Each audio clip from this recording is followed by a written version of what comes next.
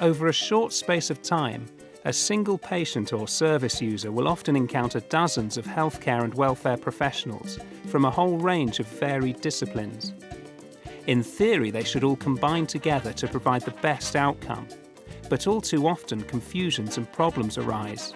I feel for patients, the most important thing for them is that they arrive with a problem, they want it sorted out. They don't care particularly who sorts it out.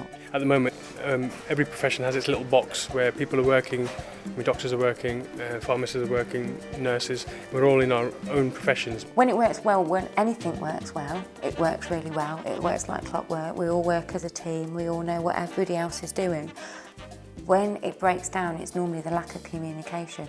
There's a lot of little pieces of bureaucracy that actually get in the way of people delivering services. Most mistakes and inconsistencies just lead to minor problems and annoying situations, but they can lead to serious injury and death. Relationships between professional groups can be undermined by clashes of working cultures and by misunderstandings which are rarely tackled or even questioned. We want to make sure that in the future the different specialists will work together more effectively and more efficiently.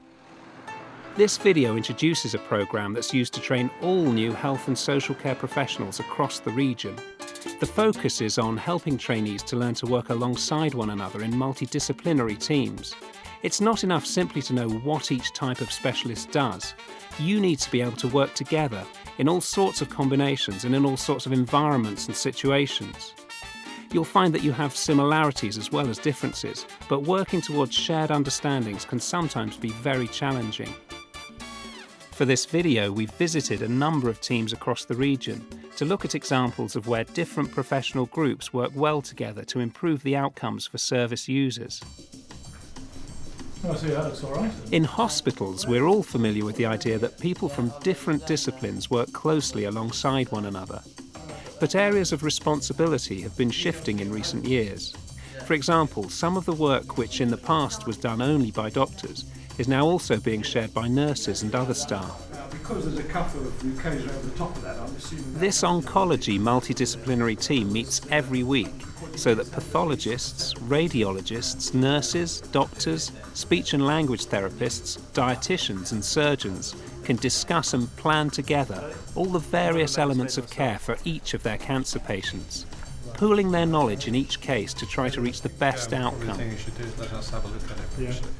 At Northampton General Hospital, the Falls Prevention Clinic runs falls workshops to help patients cope with the problems they face.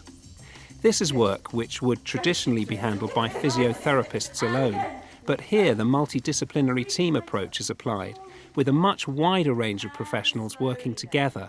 We do have quite a lot of people in the team, so we've got OTs, we've got podiatrists, physios, we've got the nurse in the team, and we also bring in our receptionist as well. She takes a big part in there as well, because she's the one that's first contact with people, and I think it's important that she gets to know them as well and know what we're doing, so she can actually be of more help over the phone. And rest. We use a method called backward chaining, which is actually teaching people how to get down onto the floor, because the theory behind it is if you can teach somebody how to get down to the floor, they will use the reverse method to get back up again. So we do get them onto the floor and we do get them crawling and doing lots of activities that people of a certain age think they probably shouldn't be doing. Primarily it's to build confidence. A lot of people that have fallen actually lose a lot of confidence and it can change their lifestyle completely. And then we do activities to build muscle tone. We do balance exercises.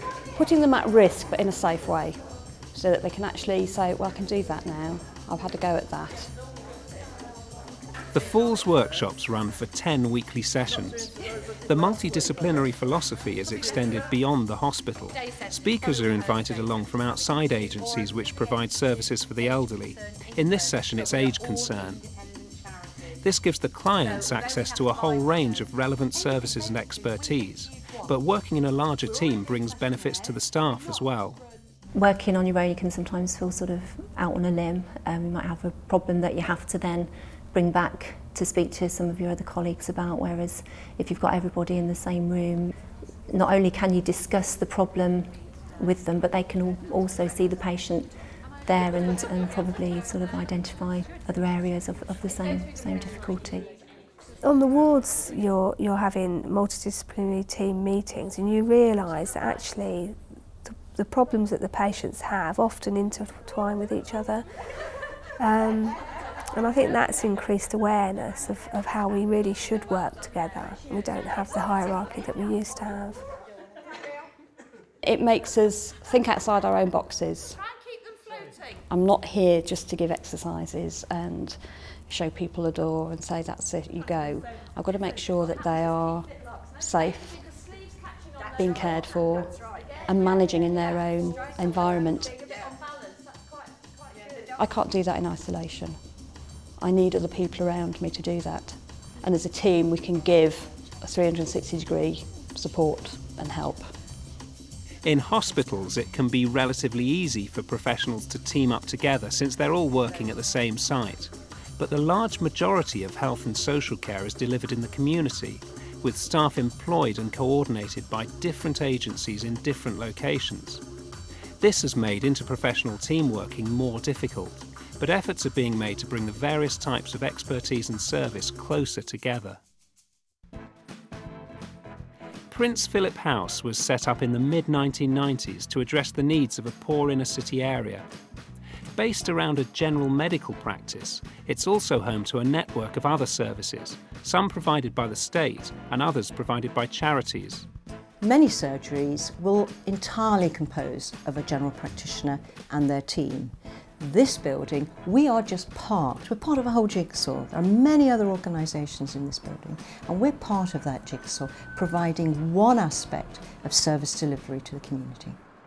So for my patients coming in here, it's very easy for me not just to prescribe, for example, an antidepressant if somebody comes in feeling depressed, but we have an option to refer that patient for education advice, because many of our depressed patients are just stuck in their lives. What they actually need is some help to move them away from the social situation they've got into to a new direction in their life. So rather than medicalising them, we can move them away from that into education. And that, I think, has been a great approach to delivering holistic healthcare, not just medical or nursing healthcare. His mum's just been diagnosed as having a terminal illness. The great advantage of Prince Philip House is, like it or not, having a whole load of organisations under one roof means you bump into each other physically. You may actually be having a coffee with each other in the kitchen. It's surprising how often work gets done in the toilet, because inevitably there's a district nurse there. Inevitably there's a worker from another organisation there, and it is natural to be reminding each other about cases that we've referred. You can't formalise every relationship. So these things can be easily sorted out by physical contact. Yeah, Thursday they said. I don't know whether it will be. Have you got your... As well as service delivery, it's been really important for us in Prince Philip House to listen to the community. They've helped design this building, and I think that's absolutely crucial for the future of health services. And they actually said, we would like to come into a building where, if we want, we can just meet and have a coffee, where we can have our children in a little creche, so we've got time to speak to our health visitor or speak to our health workers. You may be surprised to hear that one of the biggest organisations in our building, apart from health services, is a police office. And one of the reasons for that is we reflect the local population. So I'm a city centre GP, this is a city centre building, and the community expects services to address their needs. One group of professionals which can feel overlooked is the pharmacists. As well as dispensing prescription medicines, pharmacists provide health education and advice, and they can save both GPs and patients a lot of time by helping with minor ailments. If you make an appointment with a doctor, 2 hours off work or 3 hours, and you might end up with a prescription of paracetamols which you have to come down to the pharmacy, and that could have all been solved much easier. I think the interaction between a patient and a pharmacist is a much more informal interaction. Obviously we're available for extended hours without the need for an appointment. One real time saver for patients is a repeat prescription service.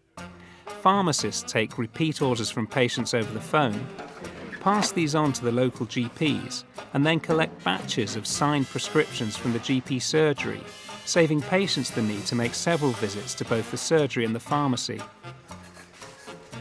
The role of pharmacists is evolving to take on further responsibilities. They hold medicine usage reviews with patients, making sure that they're taking all their medicines correctly and, where appropriate, making suggestions to their GPs for more effective alternative drugs. We are at hand for information and any problems relating to the treatment and how to take the drugs, what are the side effects, etc.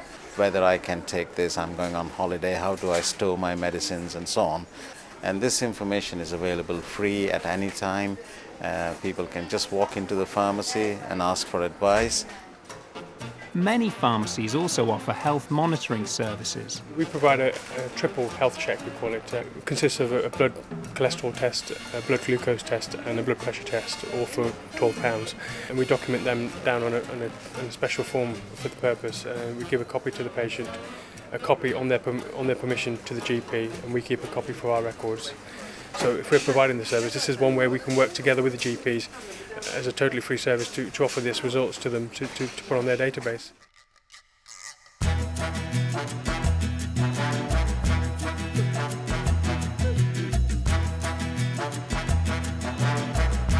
Interprofessional working is at the very heart of the Sure Start initiative, which brings together early education, childcare, health and social services to support the needs of families and children. The Beaumont, Leys and Stocking Farm Sure Start was one of the first in the country. What we needed to do was look at what the needs of the area were and then match the services to the needs. I've had people that have transferred into the area and they said they can't believe the service they get in this area. That, you know, that they've got a centre, they've got somewhere that they can identify that's theirs. We had a community artist involved with parents and children with the building, and the artwork was a real positive. We also got people involved in choosing colour schemes and things for the building, which again I think has helped to give them ownership of it. The main purpose really is to bring the people together who deliver the services. So if somebody's got an issue or a problem and they walk in, if we can't immediately connect them with the person they want, we can do it pretty quickly. Regular drop-in sessions are held several times a week. They allow parents to meet each other and help to foster a community spirit, as well as allowing staff to pass on education in areas like nutrition. We can work with families on what they want to work on basically, and also be quite creative in the work that we're doing. Where you've got people together in an integrated team, they're able to discuss things regularly, and you can plan a service to a family in a much better way because you're understanding. You're not always having to try to make phone calls and people are not there. You've actually got people there and you can talk to them. So whereas in other areas, if you've got a referral for speech and language or anything else, you have to do a great big long referral and it could take a number of weeks. Here, you can write your referral, go through and discuss it person to person. We can pick up difficulties at a much earlier stage and offer intervention when it's needed rather than it becoming a sort of difficulty later on. It's only multi-agency, multidisciplinary working. It isn't rocket science. But this was the first time we'd ever had the opportunity to have some money to have a go at actually doing it properly. One of the early goals was to change the way service users think about social workers. Right from the start of Sure Start, it was identified that one of the roles of the linked social workers was to reduce the stigma attached to having a social worker involved with your family. People in the area didn't like social workers basically and thought that they were just into the business of taking children off you. The main difference for me working within Sure Start is that I can work in a preventive way with families, and I believe very strongly that if we can offer families the support when they ask for it in a non-stigmatising way, then quite often you get much better outcomes for those families at an earlier stage. They have also been accepted very well by the families, so I think we've changed the people's perception of social workers. So that people will actually come to the centre, will phone and ask for a linked social worker because they see it as a supportive role and one which isn't stigmatising. Another big focus has been an education role for speech and language therapy. We have a series of groups for different ages of children. In a very sort of gentle way, we introduce parents to language development or how to help their child with play. So we try to model good practice for parents, how you might talk to your child, giving them different opportunities for play that they might not have at home. The singing is really, really important. Obviously, it helps language development. And then we have a little talk time where really what we like to do are to draw out of the parents the kind of things that they think about issues. We're not really trying to teach them, we're trying to get them to share between them good practice and things that work at home. And you try and draw out of that things that might be useful. The really nice thing about Sure Start is that we can draw on a whole range of professionals. We had the dietitian come in and help us to talk about healthy eating, and the children all made something very healthy to eat. We have the health visitor who might come in and talk about weaning in the baby group. Are we burying your hand, Holly? If you want to improve services for children and families, then this is undoubtedly the best way to deliver services for them. Here there's a very unique opportunity to actually work alongside other professionals, and we tend to know a lot about the children that we're seeing, and that's really what leads to the quality of service. I think what we can learn from the Sure Starter way of working is about the high level of communication between professionals, about challenging some of the sort of status and hierarchies, and learning more about each other's roles and responsibilities. I think they're the main issues. And having been here, I think I would want to take this with me wherever I went, really. Effective multidisciplinary working is going to be a vital part of your professional careers, and so it will also be a vital part of your training and learning. You'll be given a study guide to record and collate what you learn, and for some of you this will be part of your professional portfolio. Though it's important for you to understand your own profession and for you to get your training, always remember that you are never going to ever be able to do everything on your own. But it isn't easy, and it does take time, and it takes it takes time to break down the barriers. And people come to work with different expectations and different priorities, and you have to listen and learn about other people's roles. Interprofessional working can only effectively take place if students and those already in work actually understand how to become an interprofessional team worker. This isn't something you've either got or you haven't. You need to actually understand and learn.